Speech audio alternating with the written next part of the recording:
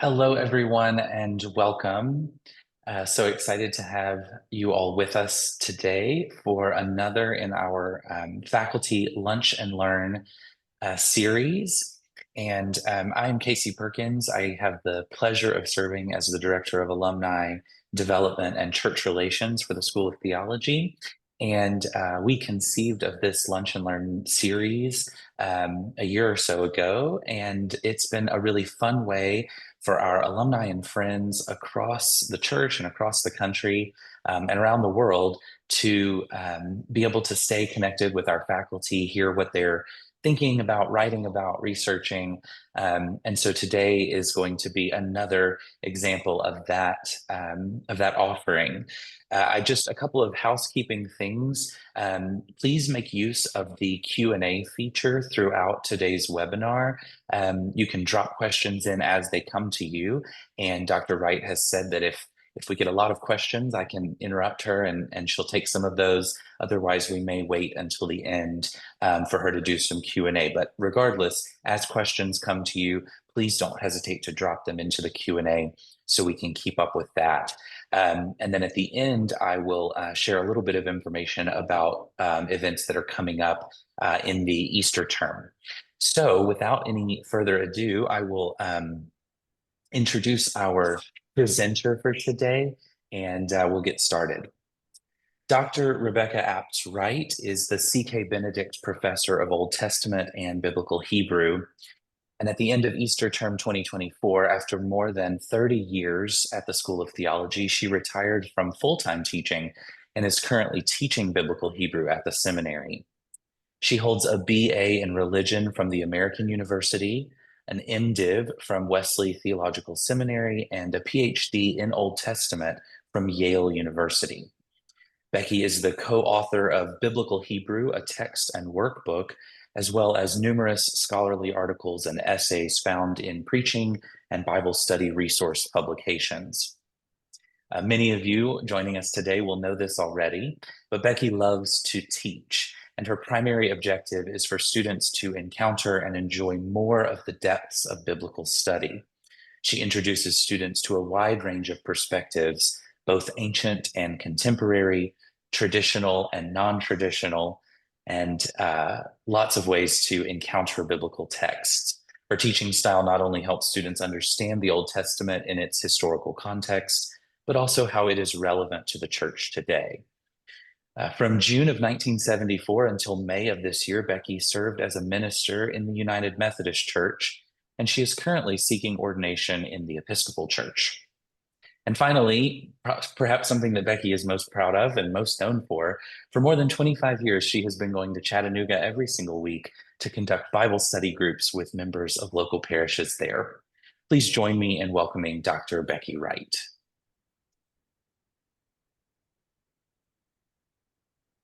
Thank you, Casey. Thank you. I've done a lot of teaching on Zoom in the past few years, so talking to my laptop doesn't seem strange. What is strange is I can't see any of you. So this is going to take a little getting used to on my part. So forgive me, please, if I don't make sufficient eye contact or don't make the right kind of eye contact, because I can't see your eyes. Human cultures tend to divide the body figuratively. Use particular body parts in figures of speech to stand for particular actions or characteristics. We may say, she felt the long arm of the law, or he had his nose out of joint, or my former students were a pain in the neck, except they weren't. There are several sorts of uses of body parts in the Old Testament, and I'm going to discuss them in kind of a reverse order, leaving what I think is by far the most important for last, so we can spend some more time on it. First, there are some that are so simple, they scarcely seem to be metaphors at all. For example, arm and hand stand for strength. Many passages in Exodus talk about God doing something with a strong hand, mighty arm, outstretched arm, mighty hand. There is, though, an offshoot of this one that I think is worth a look. Consider in Psalm 8, that starts out with talking about, the whole universe and how wonderful what God has created. And then in verse 3, it talks about the heavens and the stars made just with the fingers. And I think that it's saying partly God didn't need absolutely all muscle power to do that, but also the delicate work that went into making the stars. Then there are uses that seem strange. I have never seen an English Bible translation that does any of these literally. For instance, Genesis 30, verse 2, and the nose of Jacob burned against Rachel. Or Genesis 39:19, his nose caught fire. Or in Exodus 4:14, the nose of the Lord was kindled against Moses. Or in Numbers 24:10, the nose of Balak was kindled against Balaam. Judges 2:14, the nose of the Lord burned against Israel, and on and on. Many noses are set on fire or are burning throughout the Old Testament. And along with this comes a phrase that, quote, the nose of the Lord is long or is lengthened in some recitations of God's characteristics. You know the group of things I mean: merciful and gracious, long-suffering, forgiving iniquity, and so forth. Would you be surprised to read merciful and gracious, long of nose, forgiving iniquity, and so forth? This is what it says literally. Now, in our culture, we might think that God and Pinocchio are related if we hear long of nose. That's not what it's saying. And so this is a relatively simple matter, that if you know that a burning nose means someone is angry, you can likely figure out that a long nose would mean slow to anger. We might say someone has a short fuse or a long fuse. Then there are examples that use a word with several meanings, and we need to figure out which is the intended meaning in each particular spot.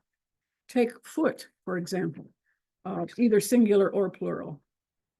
Sometimes a foot is merely the appendage at the end of one's leg. It can be a human foot, human feet, or the dove, for instance, in Genesis 8:9, that Noah sends out from the ark to see if the waters have receded yet. Sometimes foot is used to indicate repetition. In Numbers 22:28, we have Balaam's ass speaking to him, saying, I have kept you from being slaughtered by the angel of the Lord 3 feet, meaning 3 times. And then there are times when foot is a euphemism for male genitalia. Especially because of this third sort, it's necessary, I think, that we try to figure out exactly which meaning is being used. Take a familiar passage from the book of Ruth, for example. Naomi is giving Ruth instructions for how to get Boaz to step up and act as a redeemer for the family.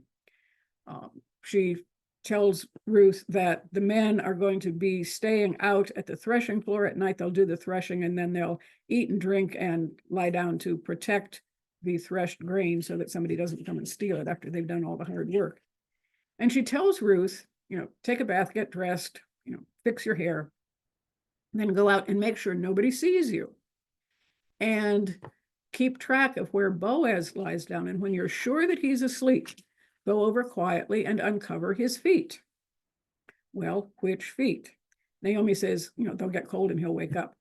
I'm pretty sure that if the things on the bottoms of my legs get cold in the middle of the night, I'll wake up. I'm also pretty sure if something in my midsection gets cold in the middle of the night, I'll wake up. So Ruth does what Naomi has told her to do. She uncovers his feet, location unspecified, and he wakes up with a start and says, there's a woman at my feet. Next, there is the use of the whole body, the position of the body that matters in conveying particular meanings. You have probably noticed that the Bible has precious few stage directions of any sort. We read, he said, but not he said cheerfully, he said quietly, he said haltingly, just he said, he said, he said. And people sometimes go from place to place, but rarely with an accompanying adverb. She walked, but rarely, if ever, she walked hesitantly or she walked agilely. There's a word for walk or go, another word for run, and that just about completes that part of Hebrew biblical vocabulary. You doubtless find many more words in your English Bible in large part because English writing favors the use of synonyms rather than the repetition of similar or even identical words, which is the Hebrew practice. The word sit, however, is significant because sitting is the position of authority. We have some remnants of this in English. Think of the county seat as the most important political town in a given county, or the chair of a committee, or the command in court to approach the bench where the judge sits. And even our word cathedral, which indicates the church in a diocese that contains the bishop's chair. Look at this passage from the middle of Luke 4, relating Jesus' inaugural sermon in Nazareth. And he came up to Nazareth where he had been brought up, and as his custom was, he went to the synagogue on the Sabbath day and stood up to read, standing up to read. There was delivered unto him the book of the prophet Isaiah, and he reads the passage that's indicated. And when he was finished reading, he closed the book, he gave it to the sacristan, and sat down. And the eyes of all of them that were in the synagogue were fastened on him, and he began to say unto them. The fact that after he has finished reading, he sits and starts to talk means he is speaking authoritatively. Another time, Jesus went out in a boat, sat down, and began to teach the crowds on the shore. Yes, of course, it would be safer to sit than to stand in a boat while declaiming some point. But the point here is that his posture indicates he's speaking with authority. Or remember the start of the Sermon on the Mount in Matthew. He gathered his disciples, he sat down, opened his mouth, and began to teach them. I want to move now to what I think is the most important theologically, most important example theologically. And it's also something that can cause and has caused much misunderstanding. All three of the synoptic gospels recount Jesus saying that the greatest commandment is to love God with one's whole heart. There is a second similar commandment, to love one's neighbors as oneself. Now, yes, these conversations are in the New Testament, but in both of these cases, Jesus is quoting from the Old Testament, from Deuteronomy 6, from Leviticus 19. He is speaking of commandments, of orders. And before we look at body parts, we need to consider the juxtaposition of emotion and commandment. How is it possible to command an emotion in anyone? When they were children, I could command my daughters to finish their vegetables, but I had no power to make them like them. Emotions happen to us or they don't. We are not responsible for their appearance or for their lack of appearing. We are rather responsible for what we do with them once they show up. Does this mean then that Jesus is setting an impossible task before us? Is he asking us to do something that is simply not doable? I think not. And I think that we have largely misunderstood these commandments, often to our detriment.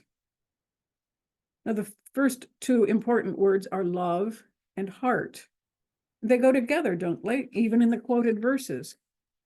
The word love has more meaning even than feet that we looked at a few minutes ago. I can say, I love my granddaughters, I love books, I love broccoli, all without serious fear of being greatly misunderstood. As we use the word in English, love tends to be something that either happens or doesn't happen. It is an emotion, not a decision or an action always under our clear control. So here is our difficulty. How can love be commanded? Particular actions can be ordered, certain conduct can be forbidden. But how can an emotion be decreed? Who can dictate how another person, or even oneself, must feel? The answer to the apparent conundrum is quite simple, but not at all easy. Accurate as the standard biblical renderings are in terms of being word-for-word translations, these words are not adequate to convey to us what was actually meant. Documents have been discovered from the 18th to the 7th centuries BCE, in which the term love is used to describe the loyalty joining kings to kings, sovereign to vassal, king to subject. According to William Morin, By the Amarna period, love unquestionably belongs to the terminology of international relations. Defeated rulers pledged fidelity to their conquerors using the vocabulary of love. It is not very likely that many pleasant emotions were shared, but the vassals knew better than to sign up with another overlord. There's a long history of comparing Hittite and Assyrian treaties with Old Testament covenant passages. Many scholars discount the notion of influence between them. I think, however, there are many instances where the Old Testament writers borrow a form from another culture and invest it with a very different content. Regardless of other instances we could look at, the use of love to mean political loyalty is clear. Now, this may be roughly analogous to how you may teach a new hymn to a somewhat reluctant congregation. First, let them sing the new words to an old familiar tune. Then pair the new tune with a familiar and well-loved text. Once they know the new text, the new tune, you can put them together. So, in view of parallels between Assyrian treaties and Deuteronomy, we may be virtually certain that Deuteronomistic circles were familiar with the Assyrian practice of demanding an oath of allegiance from their vassals, expressed in terms of love. We may even assume that they knew of such oaths by Israelite kings. To love the Pharaoh is to serve him and to remain faithful to the status of vassal. Subjects must love their king, and vassal must love his sovereign. There are biblical examples as well. Joab, for instance, in 2 Samuel 19, 6 and 7, bitterly accuses David of loving those who hate you and hating those who love you. David at this point is grieving the death of his rebellious son Absalom. And according to Joab, David is ignoring his servants who had remained loyal. It is their loyalty that marks them as those who love you. This loyalty is to engage all our heart. Now, heart is exactly the right translation for what appears in the Hebrew text. The trouble is that when we hear heart, once again, we think of different things from what was meant long ago by Hebrew-speaking people, and many of their neighbors as well. The two Hebrew words, lave and levav, do refer to the body part we call in English heart. But let's back up one step. We are accustomed to saying that we love with our whole heart, right? But what does the heart actually do? Do we not all understand that it pumps blood? So what do we mean by saying, I love you from the bottom of my pump? When we say we feel emotions in our heart, the ancient Hebrew speakers used heart to stand for the place of thought and will, of decision and conscience. Thus, to say you do something with all your heart is equivalent to saying in all your thoughts and decision-making. More evidence of the different connotations of heart is pointed out by Moshe Weinfeld in the Septuagint use of daionia, mind, instead of cardia, heart. And I maintain that the gospel writers, quoting Jesus, were making cultural translations. The meaning was there in the Old Testament all along in the Hebrew. And as can be seen in the Septuagint, that ancient translation from Hebrew into Greek some 200 years before Jesus, that this same meaning from the Old Testament was understood in the way that the translators translated the Septuagint.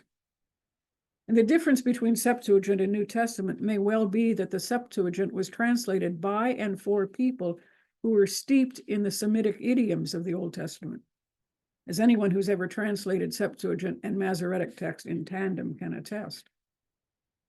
By using both heart and mind, Jesus was not adding any meaning that was not present in either the Deuteronomy or the Leviticus texts.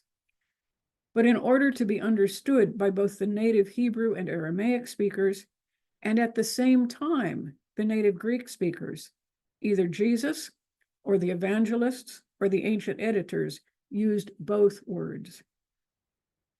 To be loyal to the Lord our God in all our thinking and all our decision-making is indeed something that can be commanded because it is outside the realm of emotional life. The same reasoning can be used as we start on the second great commandment: love your neighbor as yourself. That's how we usually hear it. So be loyal to your neighbor. Then comes a tricky preposition, as. It doesn't mean as the same time as, or love to the same extent as, or in the same way as, or any of other common possibilities. Rather, it means love your neighbor who is as you are. Be loyal to your neighbor who is as you are.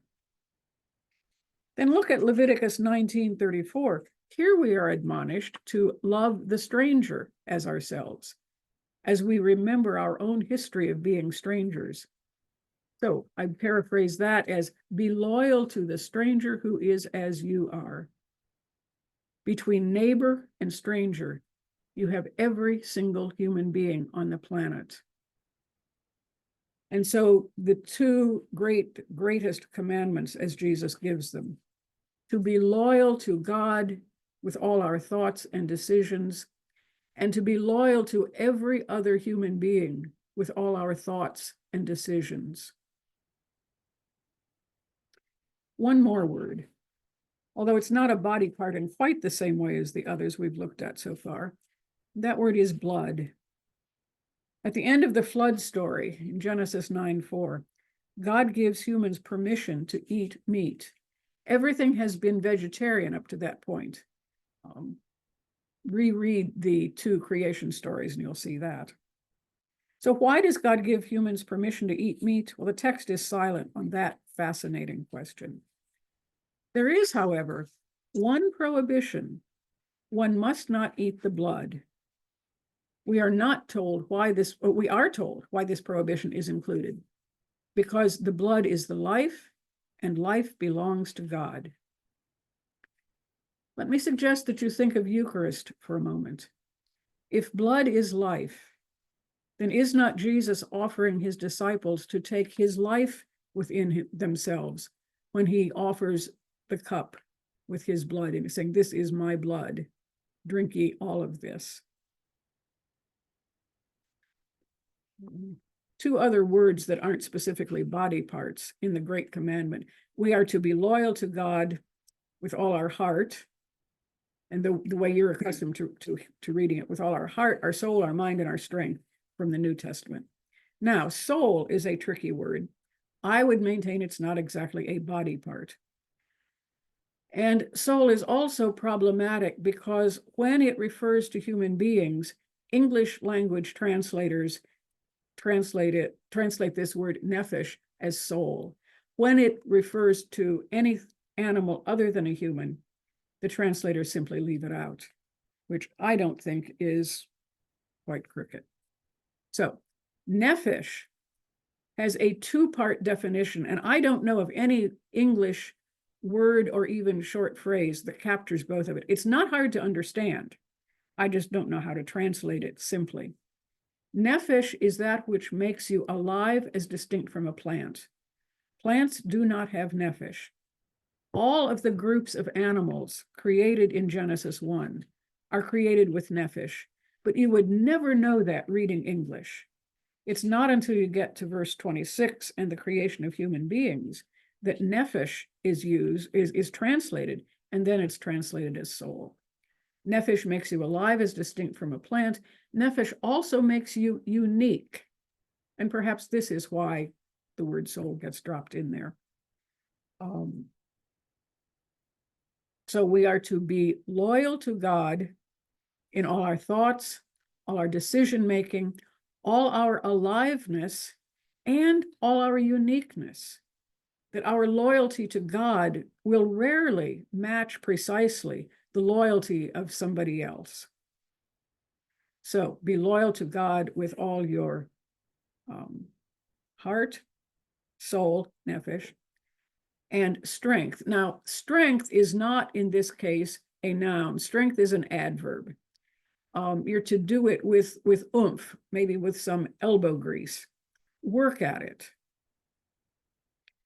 So I would paraphrase the Great Commandment as loyalty to God with all one's thoughts, decisions, aliveness, uniqueness, and we are to work at it.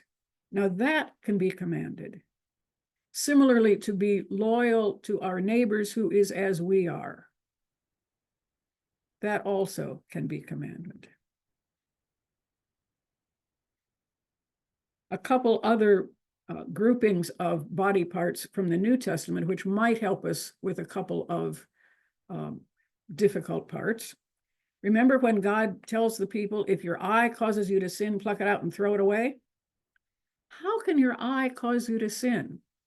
Or if your hand causes you to sin, chop it off and throw it away. But for those first century dwellers in Judea, eyes and ears stood for how the world affects us. So I think what Jesus is saying is, if something that we are seeing, if something that we are watching is causing us to sin, we should stop. If watching too much TV, if too much doom scrolling gets you into trouble, cut it out. Hands and feet stand for how we affect the world. So if something I am doing with my hands has a negative effect on other people, those people to whom I'm supposed to be loyal, then we should stop it. I think at this point, Casey, I'm going to stop and ask if there are questions or not. Yes, we have several. Okay. So the first is, are there any theological / interpretive implications to body parts being dual versus plurals? That's a good question, and I don't know the answer to it for my simple answer. Except grammatically, body parts that occur in pairs are grammatically feminine. Eyes, ears, hands, feet, with one exception. Breast is masculine. So, go figure. That makes it clear that these are grammatical genders and not real world genders. But theologically, I haven't come across anything. The word for water is dual. Why? I don't know. The word for heavens, skies is dual, and I don't know why that's dual either. Okay, I will add that to my list of things to get to when I actually do retire. Wonderful. Okay, the next two are sort of specifically about particular words. So the first is, do you reject the traditional connection between beracha, blessing, and berech, knee, and why? Well, the standard way of looking at it is that knee and then is attached to a verb which means to kneel, and you kneel in honor of someone, and blessing comes. Etymology is tricky. We have both kind of folk etymologies and then the more scientific kinds. I do not reject, but I do not see a whole lot of great theological weight in attaching those words. They do use the same three consonants, and that's always often what the standard scholars will say. If you have the same three consonants, then you've got the same word, except for when you don't. Perfect. Okay, continuing in a similar vein, this person writes, I'm so curious about this comparison regarding love. Do the Amarna letters, etc., use cognates to the root ahav or chesed in their description of political love, both something else, etc.? Yeah, this is definitely the ahav vocabulary. Ahava for the noun love, ahav the verb to love. If you want emotional love, go to Song of Songs, and it's an entirely different vocabulary. And chesed is sort of my way of describing it's rock solid covenant loyalty. So with the loyalty notion, you could get it back there with ahav, although the linguists would say there's no connection between these words because they use entirely different letters. But I think in terms of meaning, you can say that chesed and achav or achava do have some similarities. And I think that the standard King James translation for chesed is loving kindness. And I really think that is a weak word for today. In 1611, that may have been very strong, but I think of loving kindness as, you're petting the kitten on your lap, that sort of thing. And I think chesed is much stronger than that. Wonderful. And then this person writes, do you think it is possible that some of the body metaphors for God began as literal expressions of the corporeality of Adonai as an Israelite deity, and then were reinterpreted later as metaphor? If so, when did that shift towards metaphorical reading happen, or is it still happening? Okay, there's a lot of parts there. Yes.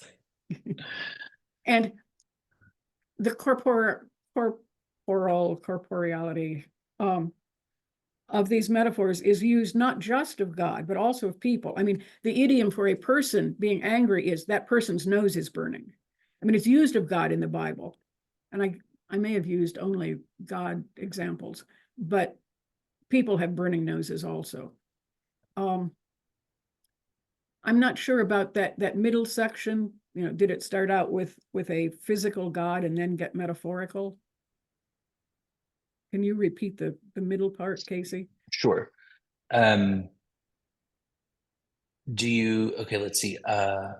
Do you think that it began as literal expressions of the corporeality of Adonai as an Israelite deity, and then were reinterpreted later as metaphor? Not necessarily, because I'm not sure with any of the texts we have, I don't see the people seeing Adonai as corporeal as human beings are. I know Moses just, please, God, please let me see your face. I want to see your face. I want to see your face. And God says, you can't see my face. And then finally, God sort of makes a compromise and says, okay, here's a niche in the rock. You go in there. I'll put my hand in front to cover, and then I'll walk by and I'll let you see my backside. Now, what kind of God is that? Maybe it's sort of like Vulcan in Birmingham. Only a few people will get that. Going back to chesed for a moment, this person writes, so does chesed imply vulnerability when it is attributed to God? Oh, it can, absolutely. If you put yourself out for some creature who then turns his back on you, that'll hurt. So yes, I think God does a number of things that may be surprising. God, to a certain extent, limits divine power to give us a certain amount of free will. And for God to deal with us as objects, personages, people to be loved, does put God in a vulnerable position. God gets hurt. Now, I don't want to go too far down this road because I don't know what I'm talking about. I mean, God is not just a human being writ large. But I do believe, and especially when you come to incarnation, I mean, you want to see vulnerability. There's vulnerability. For one thing, Jesus doesn't come down fully formed from the heavens, but is born like a little tiny baby who can do nothing for himself at first, is totally dependent on other people. Now, I don't go as far as saying God is so vulnerable that God needs us in order to exist. But again, now we're getting off into realms where I am in water up to my neck, like the psalmist often. Says the psalmist. And you, well, we can keep going in just a moment, or for just a moment, with one more question about this love chesed discussion. So this person says, in light of the chesed love discussion, can you comment on Micah 6:8, especially love chesed? Yeah. This is what God wants back from us. I'm assuming that's the part, what, God has said what you're supposed to do. It's not thousands of oxen. It's not rivers of oil. It's not giving your firstborn, but walking. Now, of course, on the spot, I can't quote it exactly. And I don't have my Hebrew Bible in front of me. That was a mistake. But yeah, I would say that Ahava and Chesed in the Micah passage are very, very close. And that I think God is asking for the reciprocal relationship, not a certain number of, check off the list of things you're supposed to do, not this many offerings. And well, I'm going off on bunny trails now. I'll save some bunny trails if necessary to fill Okay. the time. So there are two questions here that are a little more general in scope. The first says, this person specifically says 3 steps, but what are steps that they can do to wade people into metaphorical reading when they may have been formed and steeped in literal readings and interpretations, even if they've left those traditions? Oh, that's such a good question. First thing is be patient. This is not going to happen overnight with most people. Now, the bit you put on the end, if they've already left those traditions, then your job is a whole lot easier than trying to have a conversation with someone who is still deeply enmeshed in the traditions that see everything literally. I think I would start with human examples, because most all of these metaphors that the Old Testament uses are with people as well as with God. Or maybe I'm not understanding the question, because I would say, for instance, of all the angry people you've ever seen, or all the times you've ever been angry, has your nose literally been on fire? Probably the answer is no. Well, that's metaphorical. Or my favorite New Testament example is when Jesus says to the disciples, I am the vine, you are the branches. He does not mean they are green and leafy. He's talking about something else, which he expects everyone will understand. And most people probably hearing that passage understand what he's talking about, that that's not so much a problem. Or maybe I'm wrong. Maybe people go around with the notion of Jesus as green and leafy. I think that's helpful. Um, okay, and then what are some common misconceptions about biblical Hebrew grammar or vocabulary among beginners? Okay, common misconception number one is it's too hard, you can't do it.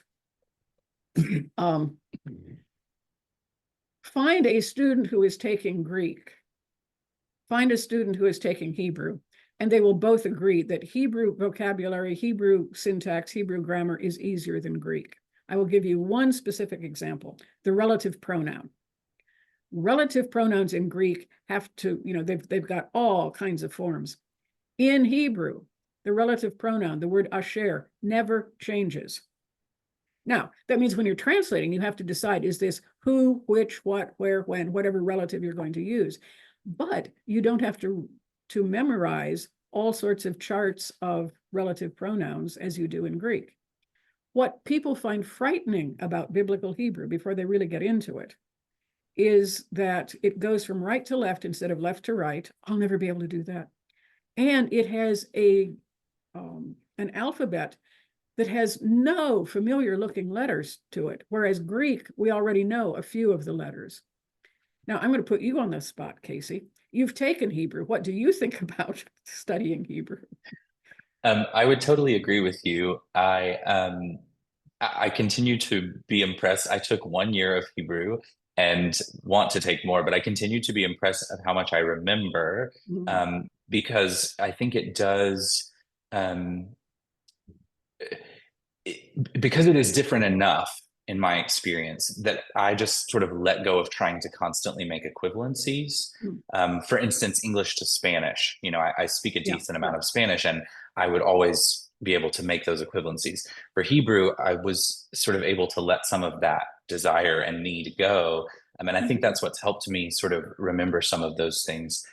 So yeah, I think it's worth studying, and I continue to find in sermon prep and Bible study and that sort of thing, even just taking a year, that I feel more confident in making claims about Hebrew Mhm. than I did before. So highly recommend. And this person writes, any resources for self-study of biblical Hebrew? Well, that's a setup. I just happen to be co-author of the best Hebrew textbook in the world. Um, Now, the problem is that there's a first edition, there's a second edition revised and expanded by one of the co-authors. And I think the first one is better than the second one. Well, Bonnie Kittle, who was my mentor at Yale, this is her method, not mine. I was her teaching assistant for a while, and Vicki Hoffer, the other co-author, was one of her students. Vicki went on to get a doctorate, and she fell in love with the language and everything about it. And so she wanted to put in all the other stuff that Bonnie had left out of book one. Vicki put them in. Part of Bonnie's genius was figuring out what is it that beginners need and what is it that they don't need. Because if you put too much in front of a beginner at first, they'll give up. They'll just say, I can't do this. This is too hard. Well, Vicki just got so excited about all she was learning. Nothing that she put in the second one is wrong. It just tends to be too much for the average student. I tried to use it one semester and I found the students floundering. Um, if you'll let me have one moment, I will get the book and you can see what that looks like.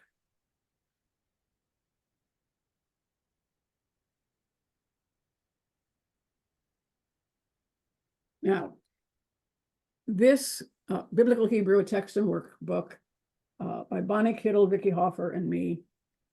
This is the um, first edition, and it is out of print.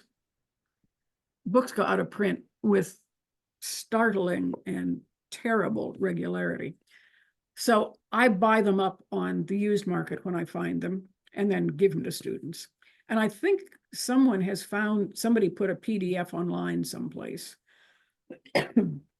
um, and then maybe after you've gone through this book, then get Bonnie's or get Vicki's second edition, and you can learn all sorts of other things. Wonderful. I'll also say that right now, some people from last summer's Acts class, 5 of them have decided they want to learn Hebrew too. And so we're doing Zoom online once every 3 weeks. It's not the best way to do it. It's better to do it in person, but it's doable, even on Zoom. So get out there and connect with people and Right. figure out how to keep learning. Wonderful. Well, we don't have any more questions. If you had a rabbit trail you wanted to go down for a moment, that would be fine. Otherwise, we can give folks a few minutes back, and I can talk about upcoming webinars, whichever is preference for you. Now I'm forgetting which rabbit trail it was. If you Okay. remember, I'll be happy to go down it. No, I think that's fine. I did want to know though, when you were going through that initial list of feet things, Mhm. you mentioned the dove that that Noah sent out from the ark. Mhm. Can you just say another word about that? I sort of Oh, understood it what was the. just that feet. Feet is a generic word that can be used with animals as well as with people. That there's things like hooves and cloven hooves and stuff that are only animals, but this word regal for feet is generic. Okay, that makes more sense. Wonderful. Well, then I think we will. Wait, nope. One more question coming through. Masoretic text versus Septuagint's influence on modern theology. There tends to be significant differences, and I wonder which has had more influence.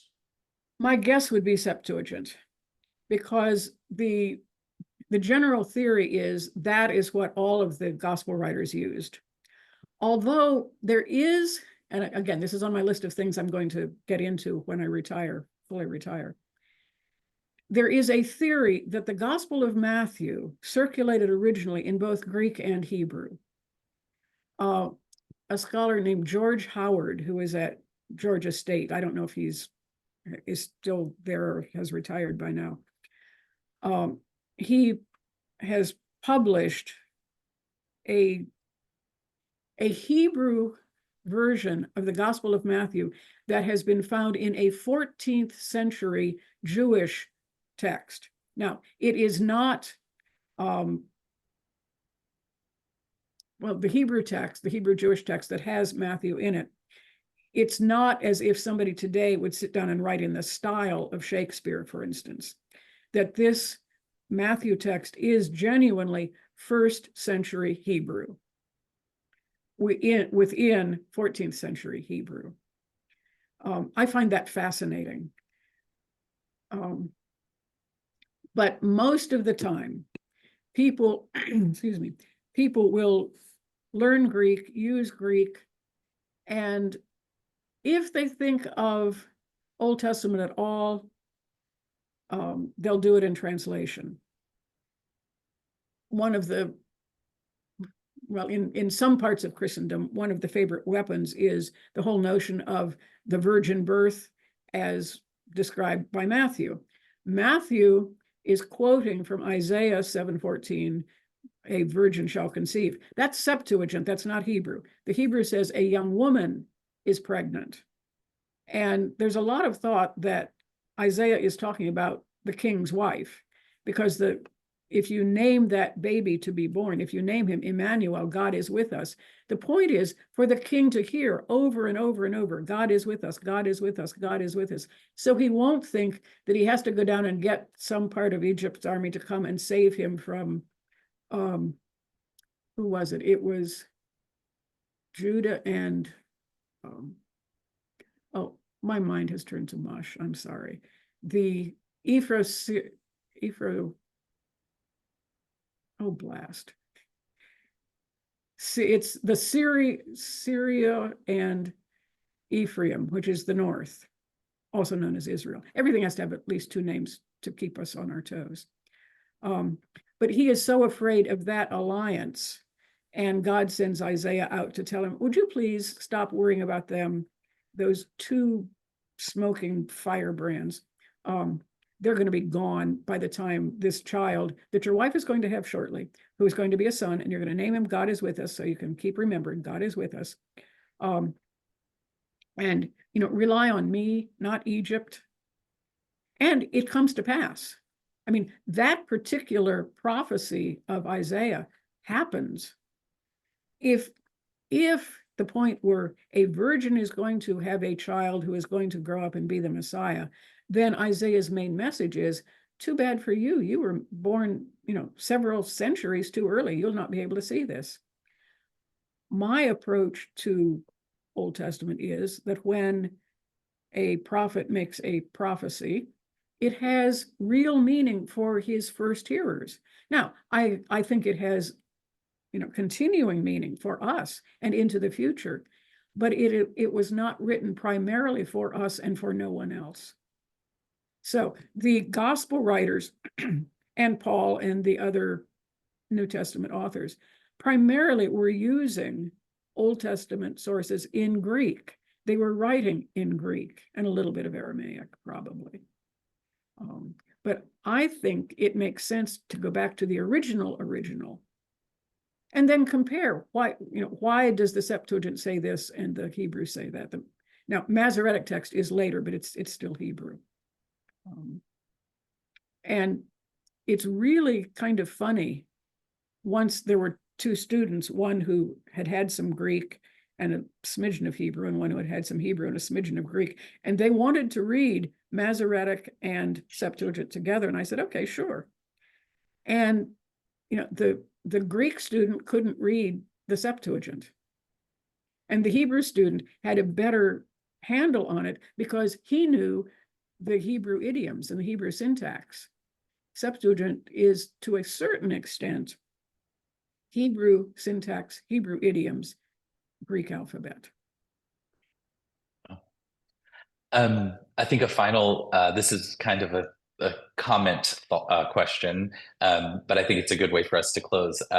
One of our attendees today is a prospective student and says, I'm wondering if this synthesis of critical and theological thought is typical of Swanning. I love it and want more. And I can certainly say as an alumnus that yes, this is the kind of fun we have at Swanee all the time, but I'm curious if you have any thoughts having taught at the seminary as long as you have about um, talking about that for prospective students. Oh, yes, come. And there's plenty of room for you in the Hebrew class. Fantastic. Well, thank you all again so much for joining us today. Thank you, Dr. Wright, for always thought-provoking and engaging conversation. I just want to share really quickly with everyone. We have 3 more of these types of lunch and learn scheduled for Easter term.